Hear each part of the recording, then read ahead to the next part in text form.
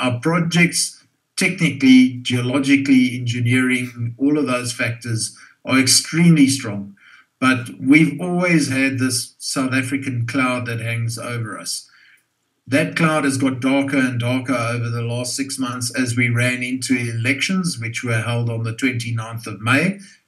But fantastic outcome, really a great outcome for South Africa.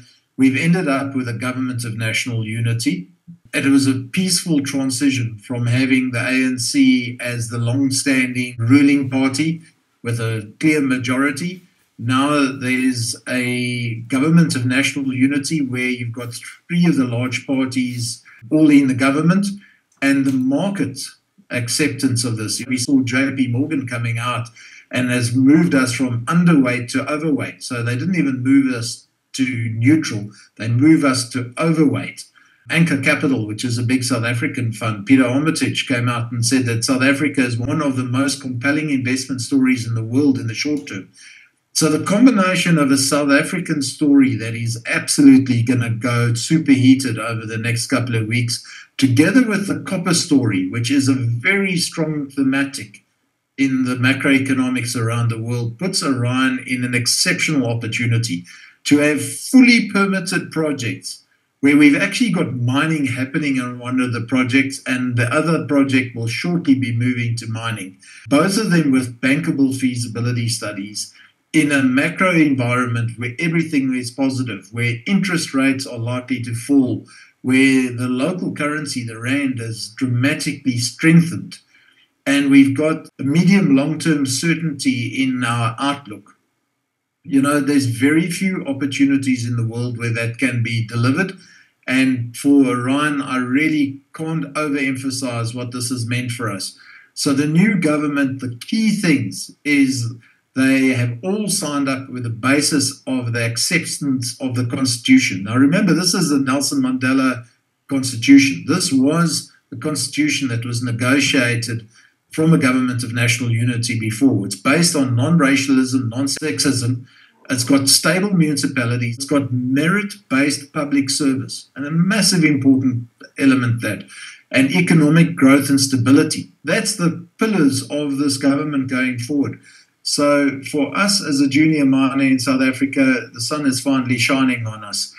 So our projects are both in the Northern Cape of South Africa. It's 30% of the surface area of South Africa with only 3% of the population.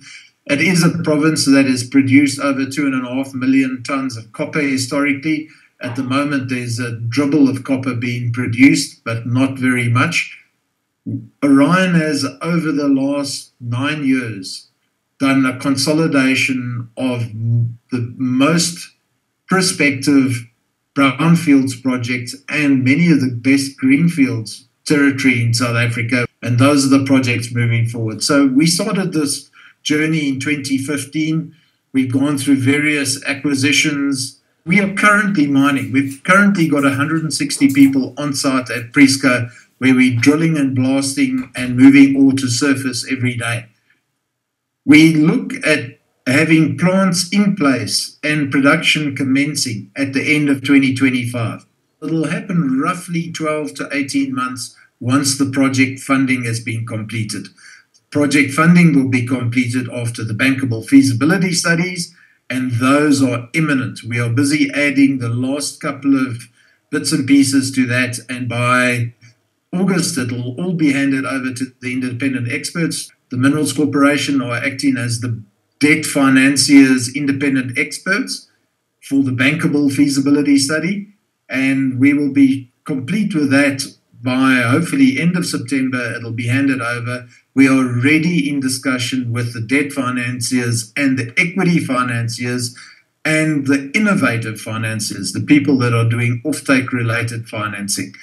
And then we've got a period of resource and reserve growth. You know, we're starting with existing resources and reserves and existing feasibility studies that can give us 50,000 tons per annum of copper equivalent production. This is existing resources. This isn't arm waving. We fully expect to expand this way beyond that.